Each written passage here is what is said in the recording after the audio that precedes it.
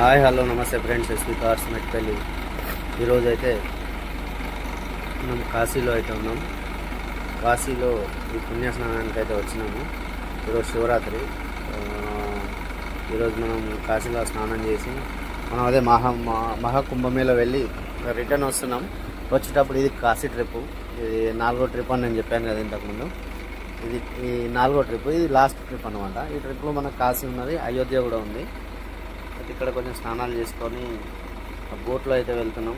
ఈ బోట్కి అయితే ఛార్జెస్ 345 రూపాయలు చేస్తున్నారు.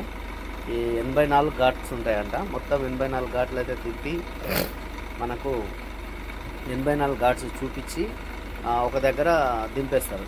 మనం దింపిన ఘాట్ అయితే అది రామ్ ఘాట్ అని అక్కడ దింపారు. ఆ రామ్ ఘాట్ దగ్గర మనం అయితే స్నానాలు అయితే చేసుకున్నాము. రామ్ ఘాట్ దగ్గర నుంచి వెళ్ళి అక్కడ స్నానాలు చేసుకొని దర్శనానికి అయితే వెళ్దాం అనుకున్నాం. కానీ ఈరోజు దర్శనానికి మాత్రం ఫుల్ లైన్ ఉంది. అంటే ఇక జనాలు అయితే చాలా ఎక్కువ ఉన్నారు. ఇక మీకైతే తెలుసు కదా, ఈరోజు శివరాత్రి కదా, ఫుల్ రష్ ఉంటుంది శివుడి దగ్గర.